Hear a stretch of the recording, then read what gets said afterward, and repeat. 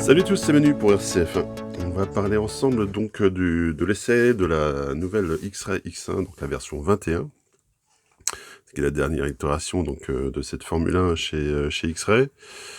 Comme tous les ans, d'habitude, ils nous préparent quelques innovations sur leur modèle. Cette année, on va voir donc l'apparition, plutôt la disparition de la couleur orange. On va le voir un petit peu plus tard quand on va regarder sur le châssis.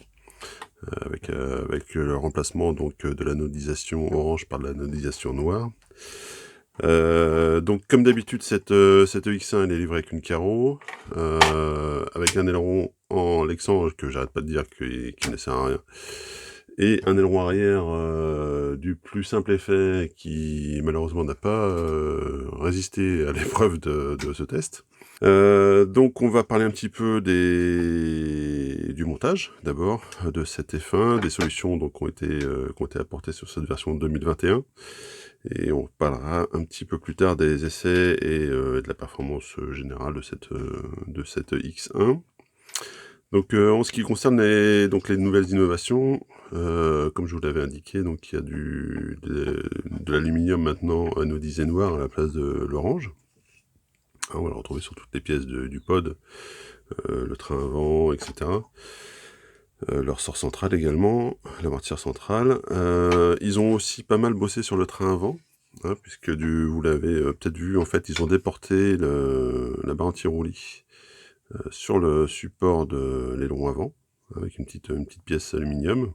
Donc il y a l'avantage du coup de faire et support de carreau, et support d'aileron, et donc le support de la barre anti-roulis. Donc ça, c'est plutôt pas mal. Bon, la barre anti-roulis, j'ai toujours un peu des doutes sur l'efficacité en F1. Faut savoir que donc cette version est livrée avec une barre anti-roulis de 1.1 mm, et une 1.2 mm qui vient de sortir, qui donnera peut-être un petit peu plus de résultats. Cette version 1.1 ne change pas grand-chose sur la tenue de route de la voiture. Comme nouveauté également, on va retrouver cette année sur le train avant donc un amortisseur, dumper à graisse, qui sera monté entre les deux demi-trains supérieurs, qui rend vraiment un petit effet d'amortissement. On le ressentira au pilotage, en fait la voiture sera beaucoup moins chahutée que dans les versions précédentes, un petit peu comme si on venait de monter les Kingpin avec, d'habitude on met un petit peu d'huile, enfin de graisse, de la 10 000 par exemple dans les Kingpin. Quand on vient juste de la mettre, ça donne un petit peu cet effet là, un effet de souplesse en fait, d'avoir une voiture qui est plus stable. Ça change pas grand chose en perf, mais en feeling du train avant, c'est assez agréable. Bon, ça change, c'est pas un gros changement, mais c'est plutôt sympa. Ils ont également changé les Kingpin, je vais vous montrer ça, à l'avant ici. Donc ils ont mis des Kingpin qui sont plus longs, pour permettre de jouer un petit peu plus sur la hauteur de caisse.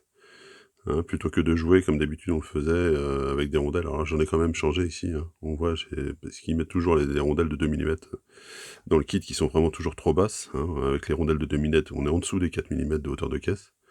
Donc pour aller en extérieur c'est impossible, et en indoor ça dépend des pistes, mais bon, si vous avez une piste qui est nickel, ça va. Si elle est un petit peu bosselée, c'est un peu compliqué. Donc souvent je redescends avec des rondelles de 1 mm pour être aux alentours des 5 mm de hauteur de caisse. Donc elles sont pas dans le kit, donc il faudra prévoir ça. Comme d'habitude, on aura également deux possibilités de réglage de la largeur. Donc ici, là, en voie étroite, il y aura donc cette pièce là qui sera disponible en voie large, et on aura deux positions sur le train avant. Comme d'habitude, un petit renfort ici en carbone pour rigidifier le tout, et puis en voie de direction avec deux positions d'Ackermann. Comme d'habitude, on retrouvera, donc comme les versions depuis la version 2015, le réglage du carrossage et du pincement par des petits inserts. Ça change pas. On retrouve comme l'année dernière donc le le rigidifieur là, entre le train avant et la platine centrale. Donc c'est pas mal, du coup ça permet de changer un petit peu tout ça. Le cerveau, lui, toujours monté depuis la version 2019, je crois, il n'est plus flottant, il est monté sur le châssis. On va retrouver donc en dessous le train avant 3 positions là pour le réglage de l'empattement. Donc on pourra la mettre en version courte pour rouler par exemple en indoor sur une piste à gros grip, et en version longue pour rouler en extérieur sur des grandes pistes. Donc ça c'est depuis la version de l'année dernière qu'on a ce système là. Donc ça c'est pas mal, c'est appréciable, hein, surtout quand on veut rouler sur des pistes où il n'y a pas beaucoup de grip, la mettre en version longue, ça calme pas mal la voiture. Donc ça c'est top. Ils ont rajouté donc cette année des renforts latéraux ici, pour rigidifier vraiment le châssis s'il y avait besoin, alors sachant qu'il y avait déjà un renfort central. Ces renforts latéraux, en réalité, c'est pas beaucoup d'influence sur le comportement. Alors on le sent un petit peu en fait quand on visse de ce côté-là, là. Quand on rigidifie tout l'ensemble, on sent qu'il y a c'est un petit peu plus nerveux. Mais c'est pas flagrant. Par contre, le gros changement que ça va faire, c'est qu'il n'y a plus beaucoup de place du coup, quand on monte les renforts, pour installer l'électronique. Ici, donc j'ai mis un variateur jeu stock de chez Obi-Wing, les petits variateurs là, qui sont à 50 € à peu près. Faut savoir que j'avais comment ça s'appelle, un 3.1, un 120 ampères, que j'avais du mal, donc j'avais été obligé de le passer de travers en dessous le rigidifieur central là. Donc c'était vraiment pas top pour accéder au bouton de démarrage, tout ça, c'était un peu compliqué. Donc je suis repassé sur un variateur plus petit, alors le joystick il marche très bien en F1, il n'y a pas de souci, hein. Et pareil de l'autre côté, pour passer combo plus récepteur, faut pas des gros récepteurs non plus, donc pensez-y. Surtout si vous voulez mettre une puce par exemple, ce genre de choses. Donc avec des petits variateurs ça marche très bien, avec des gros, voilà, il faudra penser un petit peu à l'implantation de l'électronique. L'amortisseur central lui il bouge pas, on a toujours donc le même amortisseur que d'habitude, avec cette fois-ci une couleur noire. Hein, donc il marche très bien cet amortisseur, il n'y a vraiment aucun souci là-dessus. On aura également dans la boîte le prolongateur pour l'installer au milieu. Si on veut un petit peu plus de train arrière en sortie de virage par exemple sur les pistes, sur les grandes pistes, ça peut être intéressant. Et puis on va retrouver les mêmes solutions que l'année dernière sur tout le train arrière, c'est-à-dire un wing to châssis. La seule différence c'est qu'ils reviennent à des inserts sur la hauteur de caisse ici, pour le réglage de la hauteur de l'axe. Moi je préfère franchement les inserts que la version à vis qu'il y avait avant, c'est beaucoup plus facile à régler. On est sûr de pas se planter. Les 4 petites vis là, c'était une plaie à mettre avec les petites rondelles et tout. Alors c'est vrai que c'est joli, hein, mais à régler c'est une tannée quand tu dois régler vite fait ta hauteur de caisse qui passe 15-20 minutes. Moi j'exagère un peu, mais pas loin. Donc ça c'était un peu chiant. Donc les petites inserts finalement en plastique c'est pas mal. Et puis du coup le plastique il a tendance aussi à amortir un petit peu les chocs. Du coup ça préserve un petit peu les roulements. Les roulements ils avaient tendance à sauter là dans les dernières versions. Dès qu'on prenait un choc latéral, c'était le roulement qui faisait fusible. Donc là avec le plastique ça amortit un petit peu plus, les roulements ont un petit peu plus de longévité. Donc ça c'est cool. On va retrouver maintenant une autre nouveauté en dessous le châssis, donc ça va être ce nouveau pivot. En fait le pivot il va être en version longitudinale et non plus debout comme il y avait avant. Ce qui a un gros intérêt du coup, c'est qu'on va plus avoir de tweak du châssis en fait quand on va prendre des chocs ou quand le châssis va se desserrer ou compagnie. Souvent ce qui se passait c'est que le serrage du pivot pouvait bouger sur des chocs et on se retrouvait à avoir un tweak au niveau de la rotation. Là donc avec cette version centrale en fait il n'y a plus du tout de possibilité de se planter dans le tweak. Donc ça c'est cool, et puis on pourra la régler en hauteur aussi, monter ou descendre le pivot. Par exemple, on pourra monter le pivot si on veut gagner un petit peu de train arrière, et descendre le pivot si on veut gagner du train avant. Donc là aussi, c'est des réglages. Alors, c'est pas des réglages sur lesquels je me suis beaucoup attardé sur cet essai. J'ai pas testé énormément, parce que c'est un peu chiant à faire, à défaire. Mais ça peut être intéressant à tester. Et puis à l'arrière, on va retrouver comme d'habitude le wing to châssis qu'il y avait depuis l'année dernière. Donc le montage comme d'habitude chez X-Ray, il n'y a vraiment pas de souci, tout est bien détaillé. On a toutes les astuces de setup dans le manuel.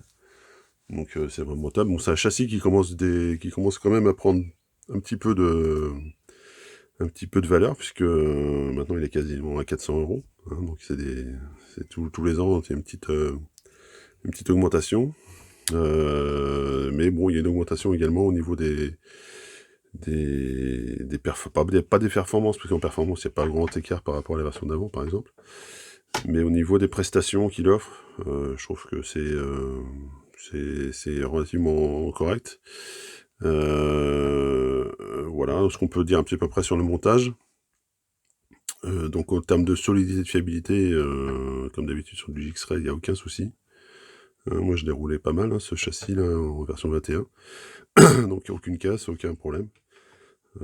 Donc comme d'habitude, hein, si vous voulez faire durer un petit peu vos châssis tout le temps, je vous conseille de prendre des petits O-rings devant, une couronne derrière. Et puis vous êtes bon pour rouler un petit paquet de packs quand même, hein, à moins de prendre des grosses boîtes. C'est un des châssis quand même les plus résistants du marché, et qui reste performant. Alors en termes de performance, on arrive, c'est exactement les mêmes performances que la version d'avant en fait.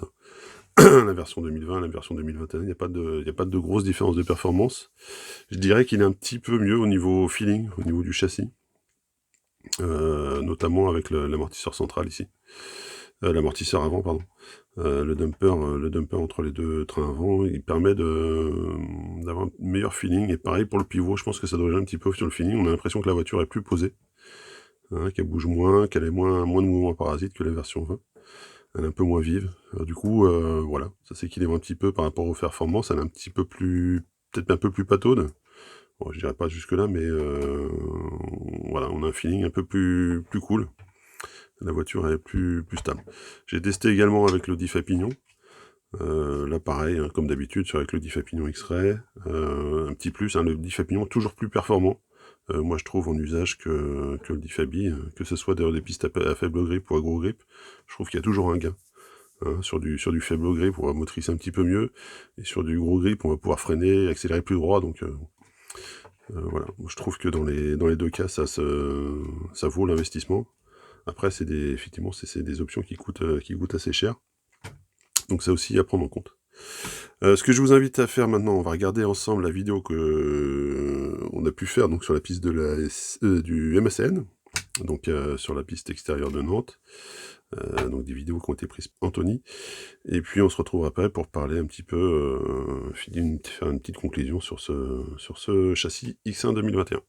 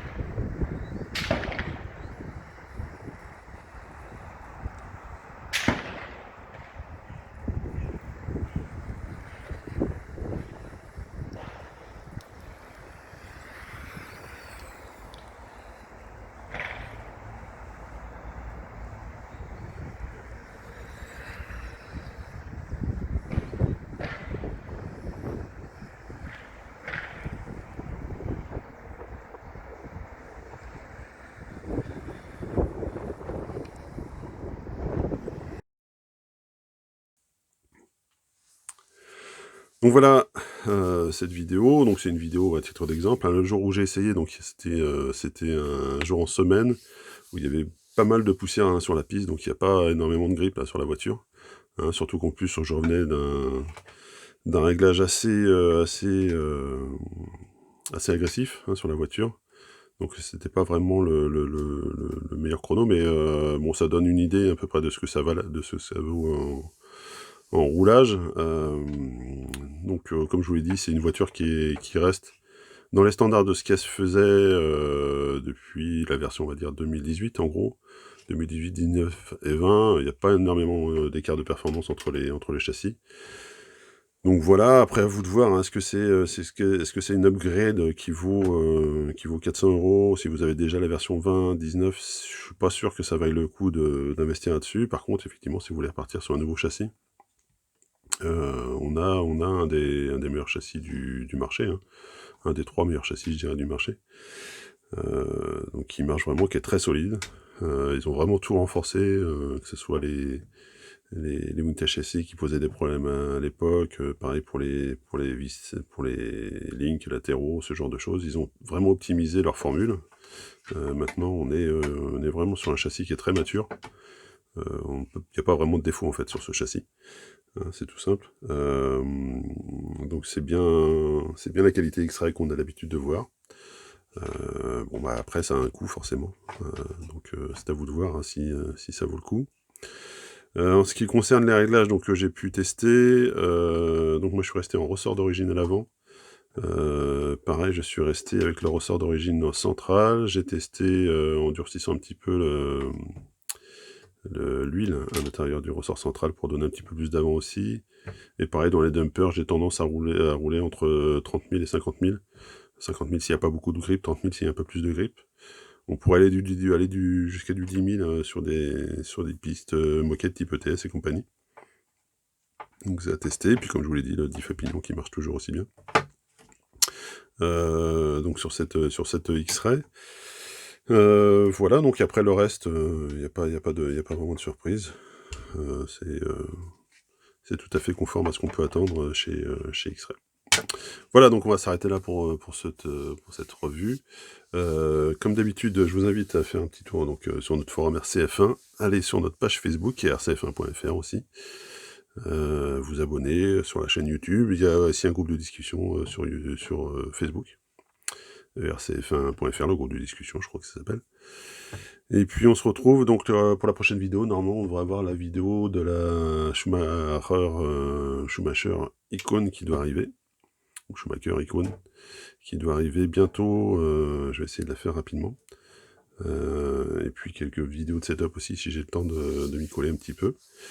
Et puis voilà, je vous dis à bientôt pour les prochaines vidéos sur RCF1. Salut!